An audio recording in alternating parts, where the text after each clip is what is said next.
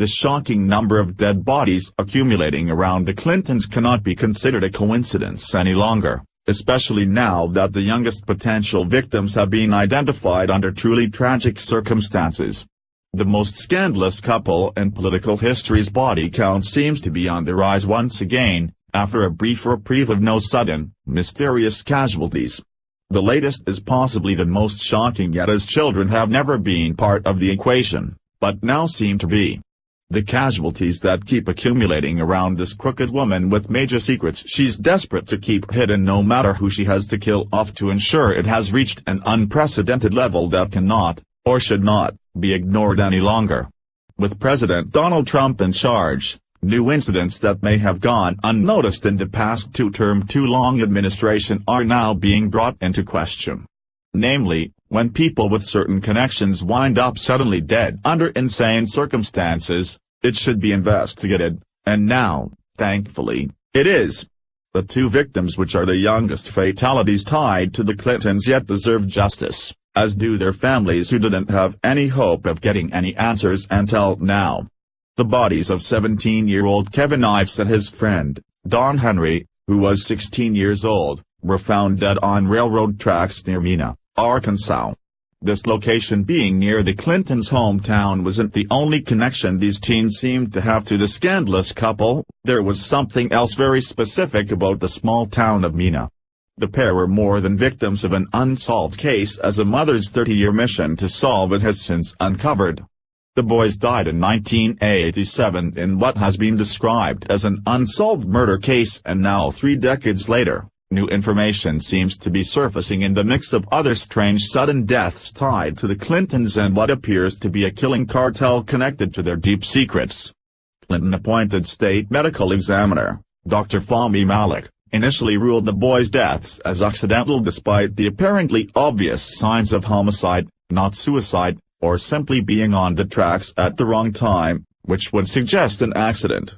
However, what really put Mena on the map has not been talked about too much until recently, after it was reported as having been used for one of the busiest drug smuggling operations in the world in what eventually became known as the Iran-Contra scandal.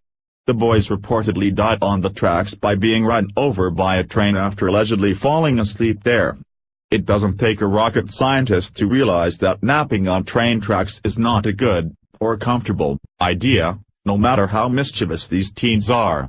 What may have, for whatever reason, seemed like a strange explanation for a tragic event, it only gets more precarious now that other information has surfaced that wasn't available in the 80s as the Clintons were pursuing their political careers. Namely that an out-of-state examiner said the cause of death was clearly murder by beating and stabbing before they were placed on the railroad tracks. 17-year-old Kevin Ives and his friend, Don Henry, who was 16 years old, Your Newswire reports, key operatives in Iran-Contra were George Bush, Oliver North, Dewey Claridge, John Poindexter and Caspar Weinberger. The entire operation, however, would have to have bipartisan efforts. This would require the cooperation of former CIA operative and then Governor, Bill Clinton. The presumption was that the boys fell asleep on the tracks and the train ran over them. What initially appeared to be a grossly incompetent investigation was actually an orchestrated cover-up. Residents reported small, low-flying airplanes coming in at slow speeds over the tracks in the middle of the night with their lights off just prior to revving up and flying away. Linda Ives, Kevin's mother, became suspicious of the boys' deaths with all of these rumors. After fighting the Arkansas justice system for several years, she won exhumation and re-autopsy. This is when the second cause of death, indicating murder, was identified. The murder case was assigned to police investigator John Brown.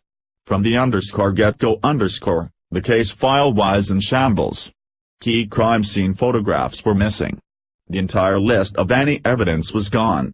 It also appeared that no one from 1987 to 1993 had interviewed anyone of any significance in the case. John Brown's investigation was shut down and he resigned, but not before the following pieces could be put together. Apparently, the boys were deer hunting that night. They had no idea that the tracks were used by MENA pilots as a site for dropping off drugs and money, and that a drop had gone missing 3 nights previously, causing panic at MENA. The concern was not the missing $400,000, but the missing transmitter that was in the case with the money. If someone found this, it would be traceable right back to MENA. In a classic case of being in the wrong place at the wrong time, Kevin and Don stumbled right into a police-protected drug drop site, where law enforcement officials and drug smugglers were waiting to see who might show up. The boys were chased down and taken to another location. At that point they were beaten and stabbed.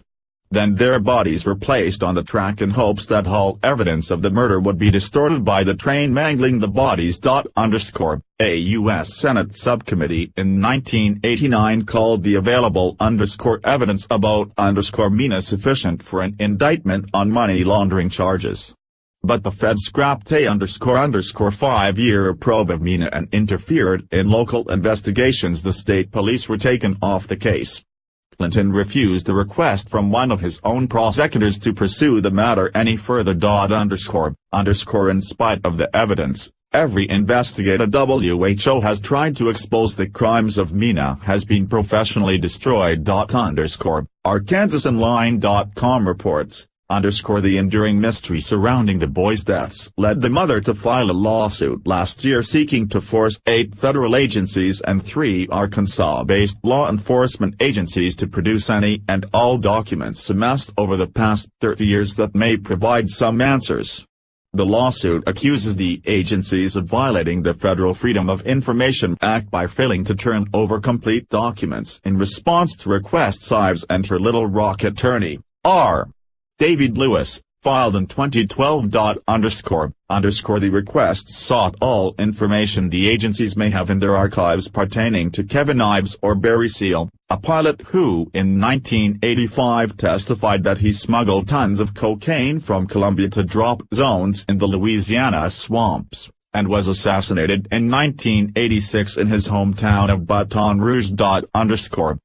Rumor has it that Seal, who flew regularly in and out of the MENA airport, was initially hired by the CIA to fly low over Central American countries taking photographs of rebels and then began smuggling drugs back into the United States for extra cash. Talk of low-flying planes in the area where the boys were run over by the train led to suspicions that their deaths might have had something to do with drug drops, and that perhaps they were killed, and then laid out on the tracks to cover up any evidence of murder, because they witnessed or tried to intercept a drop. There is additional interesting information, including an in-camera review conducted by a judge in private, that coincides with the recent release of a movie, American Made, based on the saga surrounding Seal, which you can read here. This information adds extensive information that bolsters witness accounts and must be looked at closer, especially with specific regard to how and why these teen boys died 3 decades ago.